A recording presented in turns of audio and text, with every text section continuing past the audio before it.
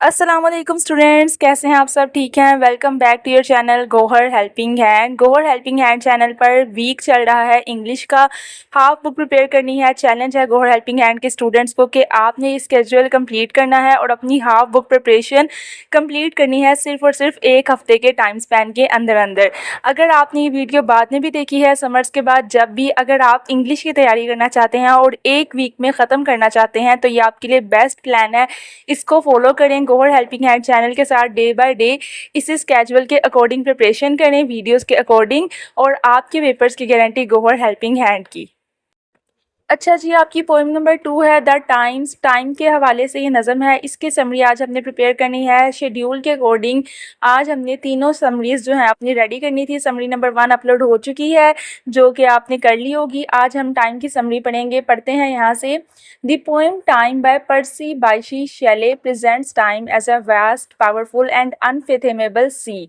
ये पोएम आपको देखने में समरी छोटी नज़र आ रही है, लेकिन इसके पूरे 5 नंबर मिलेंगे, क्योंकि समरी लंबी होना ज़रूरी नहीं है 5 नंबर लेने के लिए, बल्कि समरी सही से याद होना ज़रूरी है। उसके स्पेलिंग ठीक होने चाहिए, हर वर्ड ठीक से लिखा होना चाहिए, और आपको 5 नंबर मिल जाते हैं।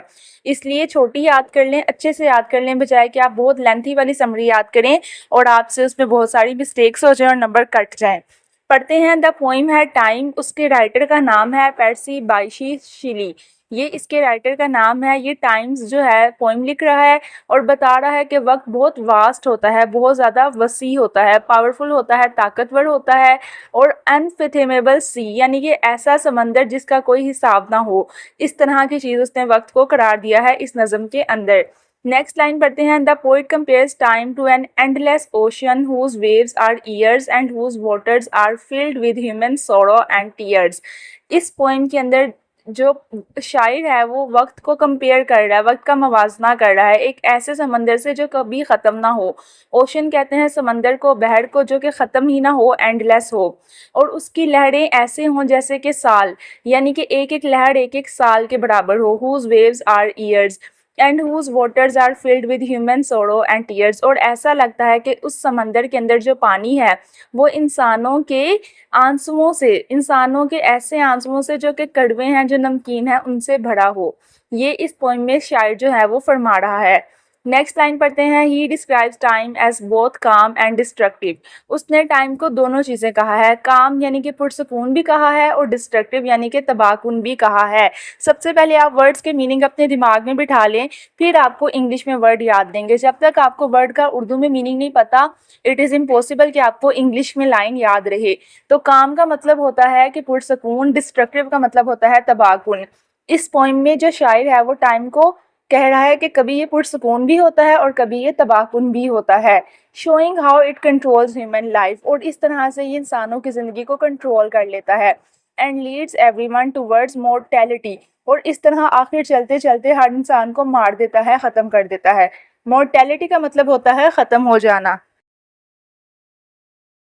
नेक्स्ट लाइन आपकी सेकंड हाफ समरी की। Through vivid imaginary and personification. Imaginary यानी कि ख्यालों में, और पर्सोनिफिकेशन यानी कि अपने ही अंदर जाकर शायर ने, शीले यानी कि शायर का नाम है, shows that time is unstoppable.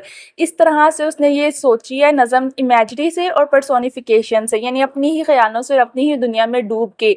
ठीक है, शैले ने जो है वो सोचा और ये बताया कि वक्त ना रुकने वाली चीज़ है, time is unstoppable and no one can escape its effects. और कोई इसके असरात को ख़त्म नहीं कर सकता, इसके असरात को गायब नहीं कर सकता।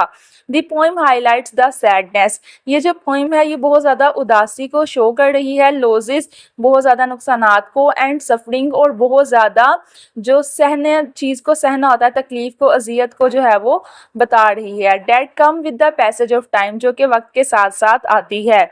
ओवरऑल, बहरहाल, द पोइम रिमाइंड्स अस, ये नज़म हमें याद दिलाती है, that time is a mysterious force, कि वक्त जो है एक गायबाना फोर्स है, एक अजीब सी ताकत है।